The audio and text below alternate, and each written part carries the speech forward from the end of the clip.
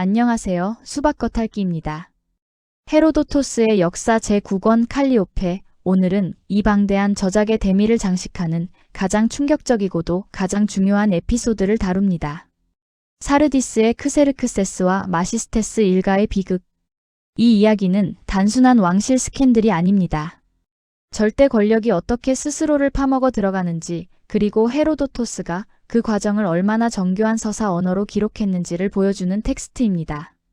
끝까지 함께 해주시기 바랍니다. 오늘 영상은 크게 5부분으로 구성됩니다. 첫째, 사건 개요. 사르디스에서 박트리아까지 이어지는 비극의 전모를 살펴봅니다. 둘째, 욕망 질투 폭력의 구조 분석. 페르시아 궁정의 붕괴 메커니즘을 해부합니다. 셋째, 그리스 비극 전통과의 비교. 에로스, 질투, 잔혹한 형벌의 계보를 추적합니다. 넷째, 제국 쇠퇴서사 속 위치. 이 에피소드가 역사 전체 구조 속에서 어떤 역할을 하는지 분석합니다. 다섯째, 현대 연구자들의 논쟁. 역사성과 도덕 우화적 성격 사이에서 학계는 무엇을 말하는지 정리합니다. 제1부, 사건 개요. 사르디스에서 박트리아에 이르는 참극입니다. 기원전 480년 살라미스 해전에서의 패배는 페르시아 제국에 돌이킬 수 없는 충격을 안겼습니다. 그리스 본토의 전선을 마르도니오스에게 맡겨둔 채 크세르크세스는 소아시아의 요충지 사르디스로 철수합니다. 본래 이곳은 제국의 군사적 반격을 기획하는 전초기지가 되어야 했습니다. 그러나 역설적이게도 이 도시는 대왕의 맹목적인 에로스가 폭발하여 제국의 근간을 뒤흔드는 비극의 진원지가 되어버립니다. 제국의 국경이 무너지는 바로 그 순간 제국의 심장부는 다른 방식으로 썩어 들어가고 있었습니다. 사르디스에 머무는 동안 크세르크세스는 걷잡을 수 없는 욕망에 사로잡힙니다. 그 대상은 다름 아닌 자신의 친동생 마시스테스의 아내였습니다. 마시스테스는 선대 왕 다리우스 1세와 아토사 사이에서 태어난 크세르크세스의 동복 형제였습니다. 그는 제국 동방의 요충지인 박트리아를 다스리는 총독으로서 군사적으로도 정치적으로도 막강한 영향력을 지닌 인물이었습니다. 헤로도토스의 기록에 따르면 크세르크세스는 마시스테스의 아내를 유혹하기 위해 수차례 전가를 보내는 등 온갖 시도를 다했으나 번번이 거절당했습니다. 대왕은 마음만 먹으면 무력을 행사할 수 있는 절대 권력자였습니다. 그러나 친형제인 마시스테스에 대한 일말의 형제애 때문에 당장 강압적인 폭력을 동원하지는 못하고 고뇌에 빠졌습니다.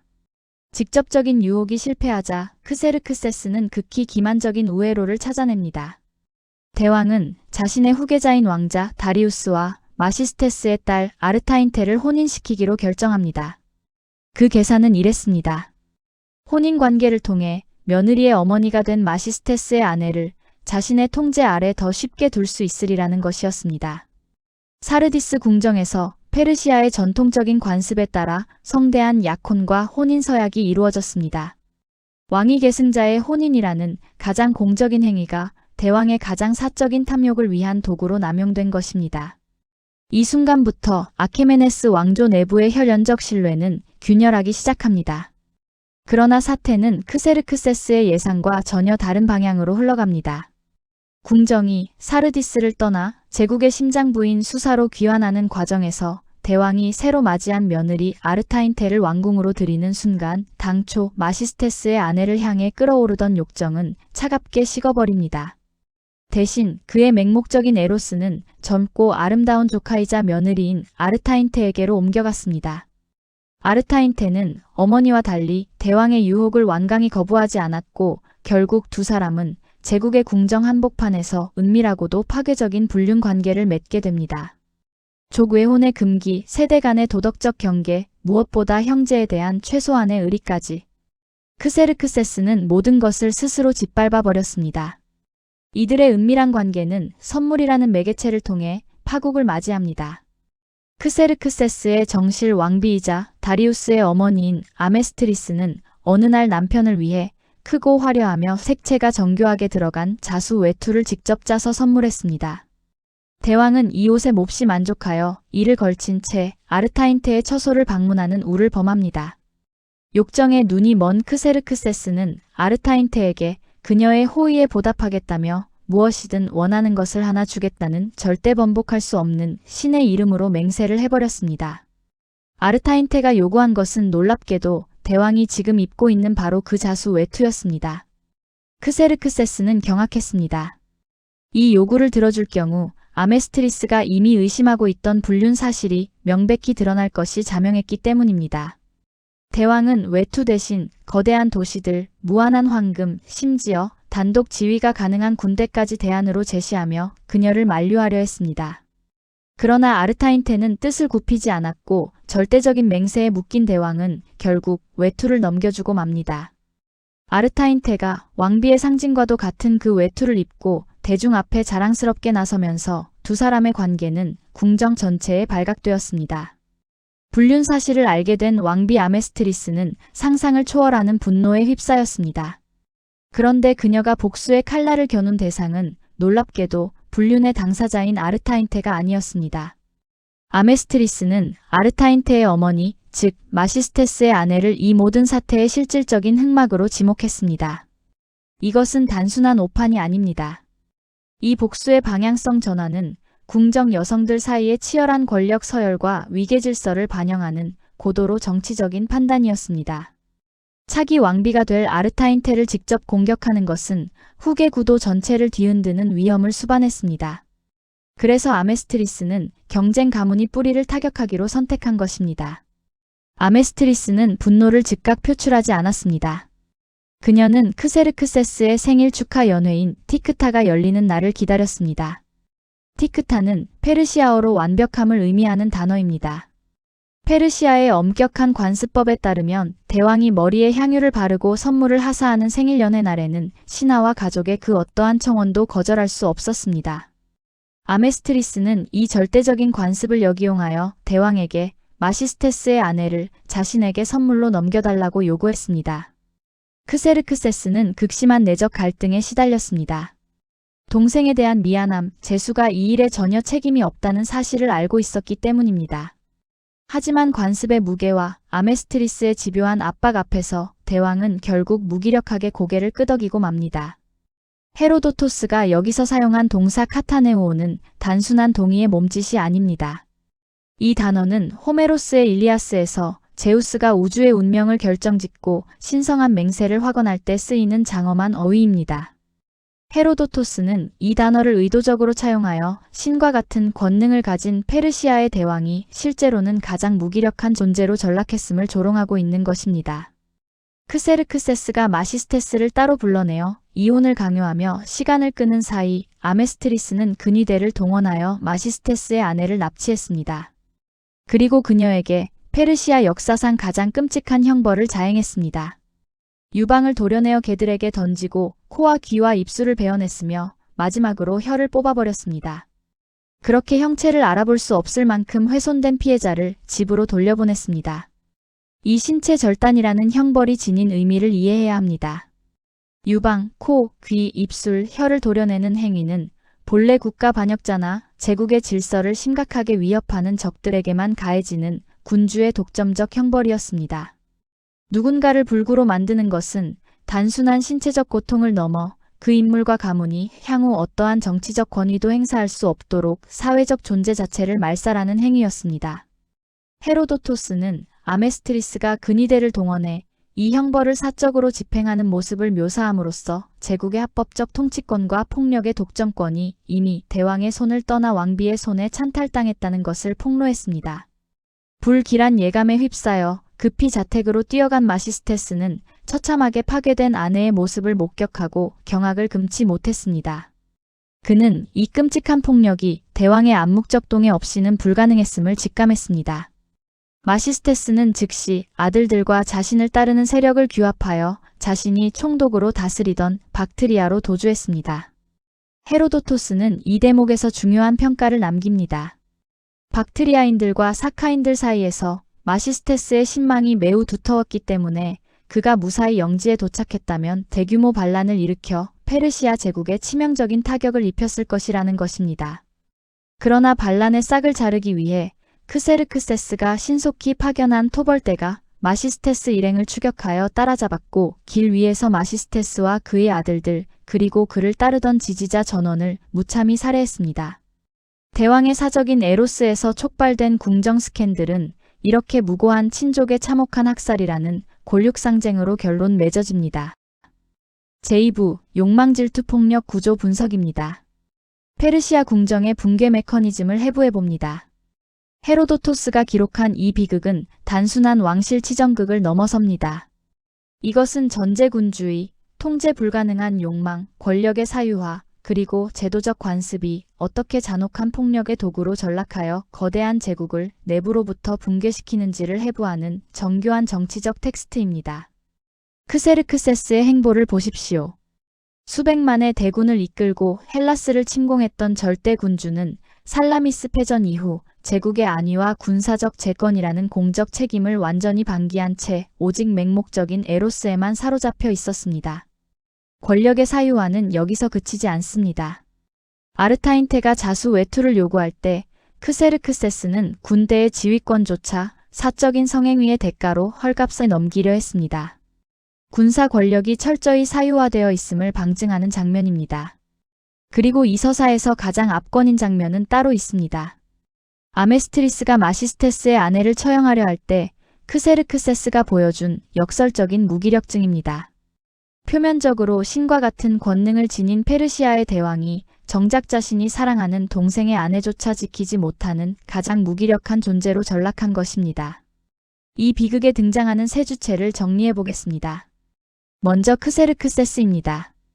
그는 정략 결혼을 악용하고 무분별한 맹세를 남발했습니다. 그 결과는 통치 능력의 마비였습니다. 그리고 에로스로 인한 오만, 즉 휴브리스의 표상이 되었습니다. 다음은 아메스트리스입니다.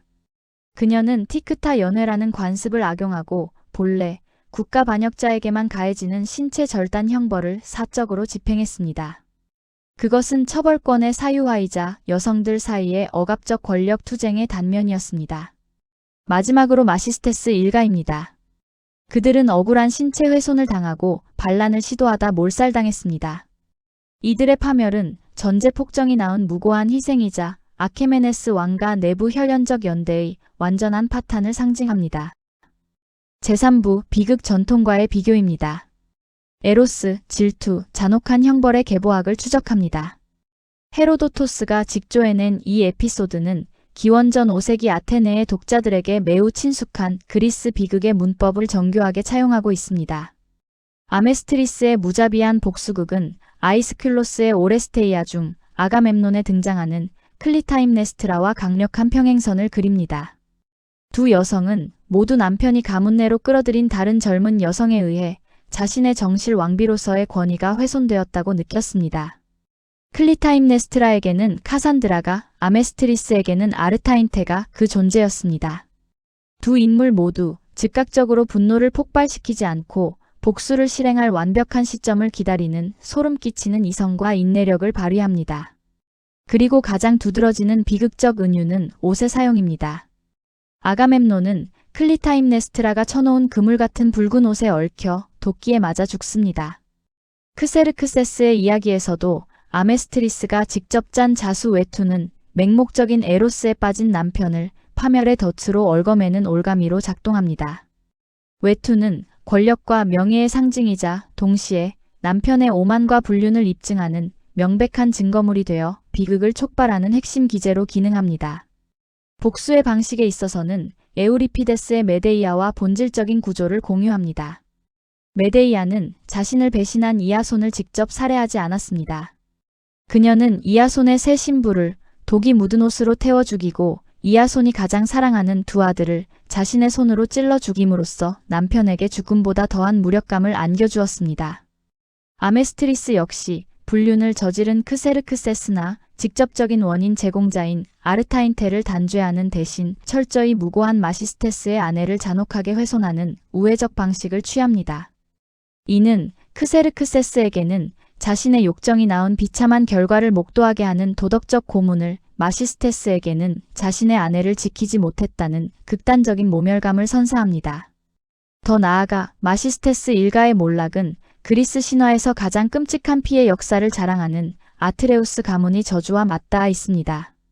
형제간의 권력욕, 근친상간, 존속살해, 신체 훼손으로 얼룩진 아트레우스 가문의 저주처럼 아키메네스 왕조 역시 스스로의 죄업에 의해 자멸할 수밖에 없음을 헤로도토스는 암시하고 있습니다. 제4부 제국 쇠퇴 서사 속 위치입니다. 구조적 배치와 서사적 장치를 살펴봅니다. 마시스테스 사건은 진공 속에 존재하는 이야기가 아닙니다. 이 에피소드의 전반부는 제국의 운명이 걸린 이오니아의 미칼레 해전과 동시간대에 벌어집니다. 미칼레에서 페르시아 군대는 지상과 해상 모두에서 헬라스 연합군에게 철저하게 괴멸당하고 있었습니다. 마시스테스 본인도 바로 그 전장에서 사령관으로서 목숨을 건 혈투를 벌이고 있었습니다. 수많은 병사가 피를 흘리고 소아시아의 지배권이 무너져 내리는 그 절체절명의 순간에 페르시아의 최고 군사 통수권자인 크세르크세스는 전장과 멀리 떨어진 후방에서 조카와의 불륜을 감추고 왕비의 분노를 무마하기 위해 안절부절 못하고 있었습니다. 헤로도토스는 이 교차 편집을 통해 페르시아 패전의 궁극적 원인은 단순히 그리스군의 전술적 우수성에 있는 것이 아니라 페르시아 지배층 고유의 사치, 성적 방종, 그리고 오만에 있다고 선언합니다. 제국의 국경이 무너지는 동안 제국의 심장부는 치정극으로 썩어 들어가고 있었습니다. 이 에피소드가 지닌 가장 탁월한 서사적 성취는 역사 제1권의 첫 번째 주요 일화인 리디아의 칸다울레스와 기게스 이야기와 거울처럼 완벽하게 조응한다는 점입니다. 비교해 보십시오. 발단을 보면 제1권에서는 왕 칸다울레스가 자신의 아내 나체를 경호원 기게스에게 강제로 엿보게 하는 관음적 욕망과 오만이 있었습니다. 제9권에서는 크세르크세스가 형제의 아내를 유혹하려다 실패하고 조카와 불륜을 저지르는 파괴적인 에로스가 있습니다.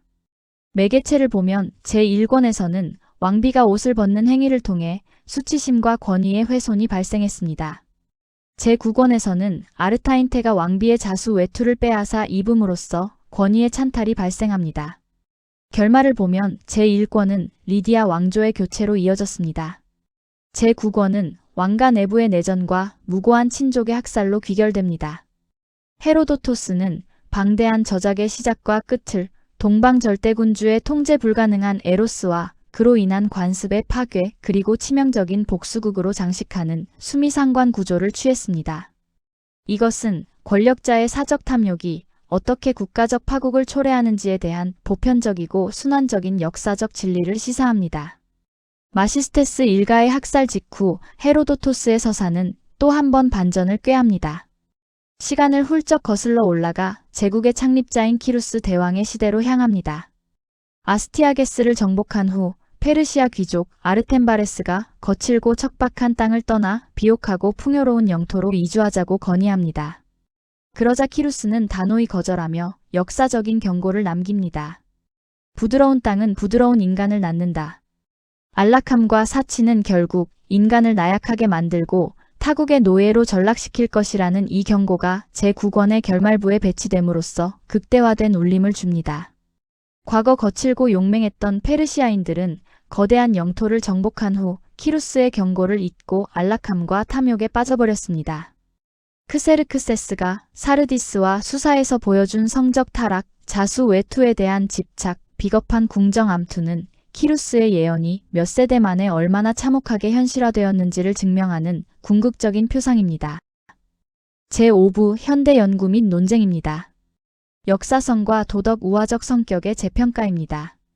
현대 고대사학계, 특히 아케메네스 왕조 연구의 패러다임을 바꾼 아케메네스 히스토리 워크숍 소속 학자들은 이 일화를 텍스트 그대로 받아들이는 것에 강력한 의문을 제기합니다. 네덜란드의 저명한 역사가 헬렌 산치시 베이르덴부르흐는 그녀의 획기적인 논문들을 통해 이 에피소드를 비판적으로 해체했습니다. 그녀의 핵심 주장은 이렇습니다. 기원전 5세기 그리스의 역사가들은 수적 우세를 자랑하던 페르시아 대군이 어떻게 소수의 자유로운 그리스 시민군에게 패배했는지를 설명해야 했습니다. 그들은 그 해답을 페르시아의 내재적 타락에서 찾았습니다. 페르시아는 거대하지만 사치와 성적 타락, 하렘 여성들의 암투로 이미 내부에서부터 썩어 있었다는 도덕적 내러티브를 창조해낸 것입니다. 따라서 크세르크세스의 치정극과 아메스트리스의 신체 훼손 일화는 페르시아 전제주의의 도덕적 결함과 아테네 민주주의의 우월성을 극적으로 대비시키기 위해 만들어진 도덕 우화적 성격이 짙다는 것입니다. 부패는 실제 페르시아 제국에 있었던 것이 아니라 이를 기록한 그리스 사료 속에 존재했다는 것입니다. 반면 마리아 브로시우스와 로이드 루엘린 존스 같은 학자들은 그리스 사료에 깊게 밴 여성 혐오와 외국인 혐오를 걷어내고 아메스트리스의 행위를 정치적으로 재평가합니다. 그리스인들은 아메스트리스를 표독스럽고 통제 불가능한 복수의 화신으로 묘사했습니다. 그러나 궁정의 권력 역학을 고려할 때 그녀의 행위는 철저히 이성적이고 고도의 정치적 계산이 깔린 숙청 작업이었습니다. 당시 크세르크세스의 공식적인 후계자는 아메스트리스가 낳은 장남 다리우스였고 그의 정식 아내가 바로 아르타인테였습니다. 그런데 대왕이 며느리와 사통하고 심지어 왕비의 상징인 자수 외투까지 그녀에게 하사한 것은 기존의 왕위 계승 구도를 송두리째 위협하는 치명적인 질서 교란 행위였습니다.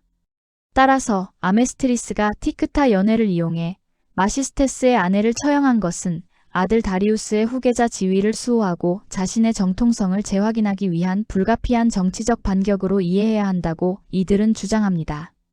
우리가 아메스트리스를 단순한 잔혹한 여인으로 보느냐 아니면 극단적인 상황에서 최선을 다해 자신과 아들의 지위를 지키려 한 정치적 행위자로 보느냐. 이것은 우리가 어떤 관점으로 역사를 읽느냐의 문제이기도 합니다.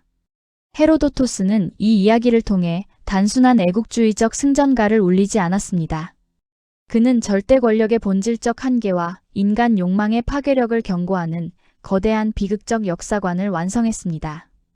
비록 페르시아 제국이 기원전 479년에 완전히 멸망하지는 않았지만 헤로도토스의 독자들은 이 일화를 읽으며 그로부터 불과 14년 뒤인 기원전 465년 크세르크세스 본인이 측근의 배신으로 궁정에서 암살당하고 그의 아들 다리우스마저 모함에 빠져 처형당하는 아케메네스 왕조의 피비린내 나는 몰락을 자연스럽게 떠올렸을 것입니다. 아메스트리스의 피 묻은 손과 도주하다 참살당하는 마시스테스의 끊어진 숨통은 찬란했던 제국이 스스로를 파먹어 들어가는 무시무시한 내부 파괴의 시작을 알리는 가장 강렬하고도 불길한 역사적 신호탄이었습니다. 오늘의 이야기를 정리하겠습니다. 헤로도토스는 크세르크세스와 마시스테스 일가의 비극을 단순한 사건으로 기록하지 않았습니다. 그는 이 이야기를 역사 전체를 갈무리하는 가장 다층적인 이데올로기적 지표로 배치했습니다. 사적인 쾌락과 자의적 폭력이 부른 필연적인 쇠락. 절대 권력의 한계와 인간 욕망의 파괴력을 증명하는 이 비극은 2500년이 지난 지금도 여전히 유효한 경고를 담고 있습니다. 오늘 영상은 여기까지입니다. 헤로도토스의 역사 제9권 칼리오페, 크세르크세스와 마시스테스 일가의 비극이었습니다. 영상이 도움이 되셨다면 좋아요와 구독을 부탁드립니다. 다음 영상에서 뵙겠습니다.